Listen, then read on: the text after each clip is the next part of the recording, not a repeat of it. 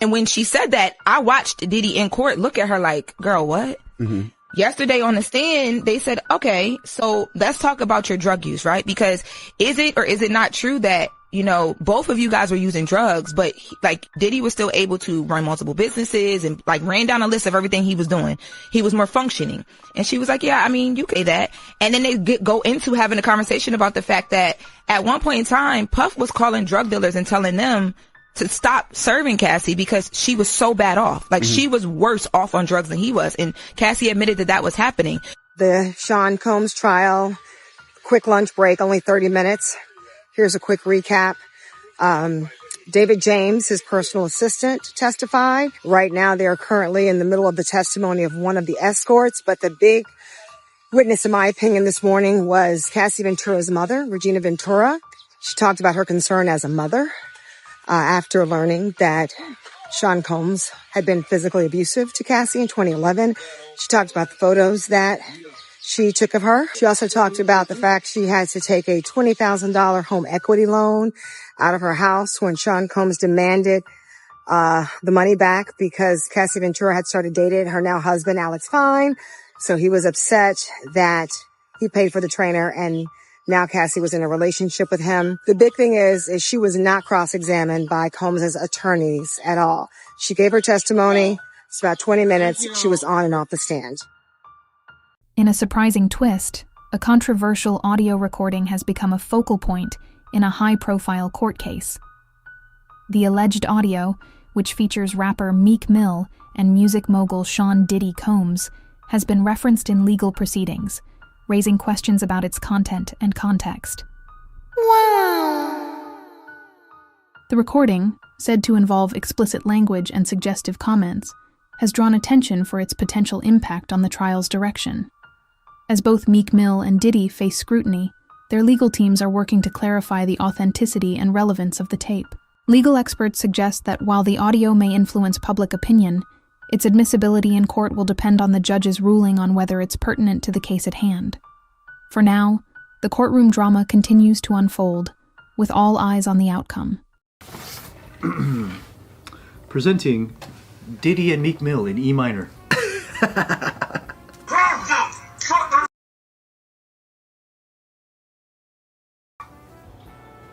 How'd you know? Oh wait, it cut off, sorry. How do you know that's them? I hope they forgive me for what I did with Diddy. Dream chasing.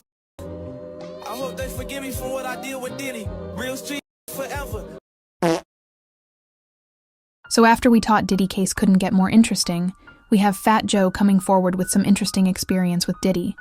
To get straight to the point, he basically defended Diddy, but also said some harsh criticism. He highlighted the fact that he warned Diddy to stop abusing Cassie and stay off the drugs. He said he realized Diddy was going through a dark time and taking drugs was like the only solution for him. He said Diddy started to get easily angry when taking drugs. Diddy would be shouting and yelling for no real reason. He said deep down, Diddy is a good guy, but he went too far in his darkness. He said the type of life, to be a guy like Diddy, comes with a lot of success, but also pain. Fat Joe also said, many times Diddy cried saying he wanted to be better, but he was drowning in his pain. He said it felt like there was no escape, and he just couldn't help but to be angry. He said he saw a good side of Diddy, he helped a lot of people, and create a lot of opportunities for others to become successful. After hearing Fat Joe testimony, it was like a whole different perspective towards this case. Now not only looking at Diddy like a bad guy, but also someone who is truly hurt, and resulting hurting other people. Just like the famous saying, hurt people. So things are getting worse for Diddy, as the Tupac allegations was resurfaced today in court.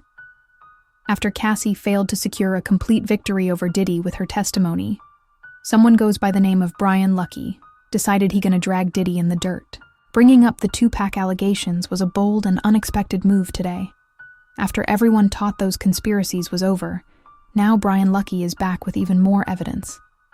He mentioned that he was a security for Diddy, and he overheard someone from Diddy organization 5 hours before Tupac death. He said they was planning to stage Tupac death, like it was a setup from a previous incident. He said everyone that time wanted Tupac gone, even his own friends, and people at Death Row Records. Tupac was too real, he said, speak anything on his mind, and because of that, he was a threat to everyone. So do you think Puffy was involved with the shooting? I believe so. I do believe so. I have proof, things that I can say that will back up my claim, but this is not for the world to know about. You know what I mean? It's between me and him, and only he knows. So every time he say it didn't happen or that's the only thing that makes this become an issue to everybody. If you're gonna act like you a gangster or a G or the king of New York, I'm gonna expect that. And when you don't come through, then I'm gonna want to crush your empire. And that's what it's time for. After watching that video of Tupac, many people believe Tupac died with a lot of secrets. He knows a lot about Diddy and plans he was plotting against him. Although Tupac wasn't innocent because he'd done his fair share of drama also. But killing Diddy or Biggie Small, that wasn't a part of it. L-A-R-S? D-O-L-L-A-Z. All right, brother, thank you. Good luck to all of y'all. Brian Lucky also said, at one time Diddy wanted to leave rap after the trouble with Death Row. Everything was chaos at that time. It made Diddy a monster, he said. Diddy came into the game to make a lot of money and create hit music, but it became more than that after the Death Row situation. He scared for his life, and that put a person into a different type of reality.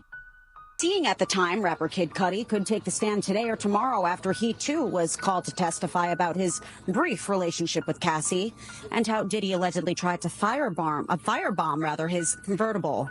Ventura said that she used a home equity loan to pay Diddy out of fear for her daughter's safety. Days later, she added the money was returned and Cassie was dating him again. Defense attorneys declined to cross-examine Ventura, but we heard from her lawyer outside the courthouse. So after we thought that this case could not get any more interesting, we got Kid Cudi testifying against Diddy. He said some crazy shit about Diddy, man. At one point, I was like, damn. He said that Diddy also wanted to see him have intercourse with Cassie. That's wild, man. That's really wild. He also said that at one point, Diddy video called him at 3 a.m. begging him to have intercourse with Cassie. So what I get from this is that Diddy is a top freak. It's just in his blood, man. Like, being nasty ain't a crime. Listen, if you ask me if I would do that, no, I wouldn't do that. But guess what? Diddy would. I've heard him referred to as the paper gangster, like the money is what make him hard. Duh. Yeah. Diddy ain't from the streets, but money and make your street. Money and make you dangerous, man, actually. Man, what's even crazy, man? Kid Cudi say that Diddy is super gay. He said that Diddy is probably the biggest undercover gay in the game. And that's no surprise. You know, I think we all know that Diddy at this point is a gay. You know, and that's just Diddy life, man. That's just Diddy life. But he even said that he feel like Diddy got ongoing problems way before, you know, dealing with Cassie and all. So Diddy case is getting wilder than we could ever thought, with Obama potential being dragged like a disease in court. Insiders just revealed Obama was at least one of Diddy's private parties. That's the most unexpected twist I could ever predict in this case. Watch as we uncover all the information we got from insiders so far. Obama, baby. We was really like snapping on each other a little bit. Sean Diddy Combs' trial revealed the alleged extent of the rapper's drug habits on Tuesday, with his former assistant testifying that the ex-mogul preferred his ecstasy pills in the shape of President Barack Obama's face. James testified that he didn't see any violence between Combs and Ventura, but having worked as Combs' personal assistant for 2 years, he could speak to the rapper's extensive drug use. James said he witnessed his former boss take numerous pills every day. He described some of the 25 to 30 pill bottles Combs kept with him as Advil, Tylenol, but others were water pills to help him lose weight. He had Viagra in there. Some pills to help increase his sperm count. He had ecstasy, and Percocet in there as well. One particular pill stood out to him, however, he told the court. In 2004, when the rapper interviewed the then Illinois senator for MTV, Obama praised Combs as a motivating force for young people all across the country. Your music moves people. You're a trendsetter. But part of what we're trying to do is to make sure we're setting a trend in terms of political participation. Combs praised Obama's Senate win as a big deal, as only the 5th black senator in American history. The former mogul later supported Obama's 2008 and 2012 runs for the White House by publicly endorsing him and later employing his Vote or Die campaign, specifically targeting black voters. After Obama first won the presidency in 2008, Combs said he was straight up crying. "I just thank God my prayers were answered." He told Playboy the following year, "If God said I could pick one person to be my father, I'd want to be Sean Combs Obama." That's how dope Obama is. "I hope he sees this interview and adopts me," said Diddy. I don't know what y'all been seeing about that Diddy trial, boy. Y'all heard about that shit. They said your boy President Obama was goddamn doing drugs with the nigga. Ooh-wee. Let's see what they talk about. They talk about Trump. We got Obama doing drugs with him. And they found goddamn cocaine in the White House when Biden was in there. I wonder was that Obama's goddamn, was him and Hunter in there goddamn. You know what I mean? Goddamn, but when he, you know goddamn Hunter goddamn, he like the Krisnak goddamn. He like to cook his. You know what I mean? Thank you. And I just want to say how much I appreciate Puff Daddy for doing the kinds of work that he's doing, because he doesn't have to do this. But this is part of what is important about giving back. We applaud you, and I want to apologize for not sweating, but I do this so much. I'm so cool. I want to start by thanking Harvey Weinstein for organizing this amazing day. Harvey.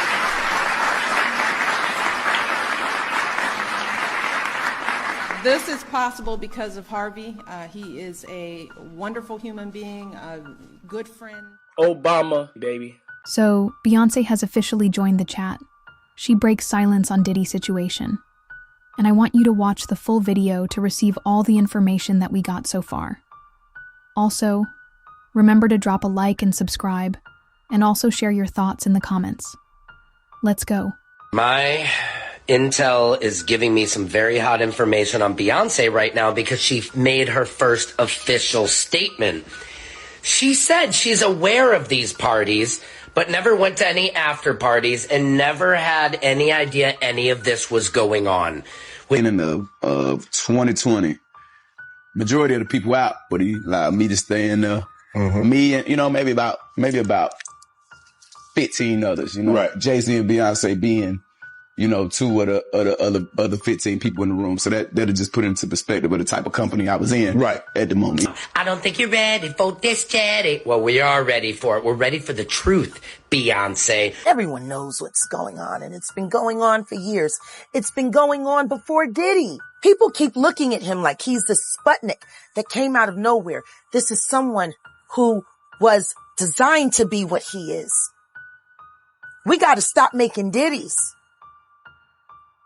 And if we're going to do that, then we got to go back. We got to go back to even further the mentors of these people, because Diddy was taught how to do what he does systematically. And Clyde Davis has been his greatest teacher. How many victims potentially do you think there could be? I have 3 victims right now who are willing to give testimony about not only what Mr. Carter has done to them, but his wife as well. They're a nasty little couple. They do nasty things. Some fans are now saying that Beyonce should also be held accountable. And some even say Jay-Z should be arrested too. Insiders are suggesting that Diddy might have connections to both Jay-Z and Beyonce, possibly involving shady business deals. We already know there was an attempt to bring Jay-Z down recently, tied to the Jane Doe situation. That case was reportedly used to target him, but ultimately, it failed. They've painted a pretty clear picture of the man, but in order for the government to win their case, they have to prove the machine.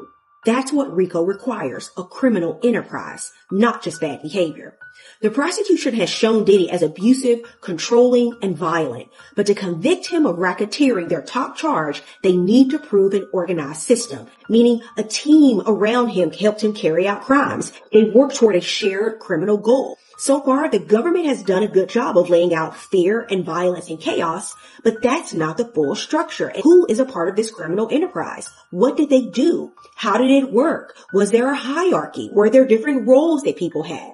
Because if the case stays focused on Diddy's worst moments as a man without evidence of the machine behind him, the most serious racketeering charges won't stick. What would help the prosecution now in the weeks going forward? Testimony where someone admits they helped him commit and carry out crimes, where there's clear evidence that he directed others, if there were defined roles within the group. All of these things go towards evidence of a criminal enterprise. Until then, the defense can keep saying he may have been out of control, he's not a saint, he's not your role model, but that does not make it a criminal enterprise that he ran. Week 2, I give the prosecution a B. They're building emotional momentum and laying out a disturbing pattern of abuse and control. But for RICO, that's just step 1. The defense, I also give them a B. They haven't had to say much because, of course, the burden is all on the prosecution. Their best argument is still, this isn't organized crime, it's chaos. Alright my people, so it is the Mastermind. We have reached the end of this video and I hope you enjoyed this video. I hope you got what you came for. And this video is really about giving y'all all the information that is really interesting about Diddy trial. This is like part 1 because, we got so much more that we can talk about. But, this is like part 1, man. So remember to drop a like and subscribe. Remember to drop a like and subscribe. And have a wonderful, beautiful day or night, my people. And let me know how you feel about this in the comments. Do you feel like Diddy might walk free after all the things that has been said? In fact, I don't feel like it is fair for me to ask you that question so early. Because thinking about it, you got many more witnesses ready to testify. So even if he is clean right now, even if what's going on already won't, take him down, we haven't heard from all the other potential witnesses who might even have more crazy stories. So let's see how this is going to play out, my people. So once again, it is the Mastermind. Remember to drop a like and subscribe. Have a wonderful, beautiful day and night. Thank you for your precious time. Much love. See y'all later.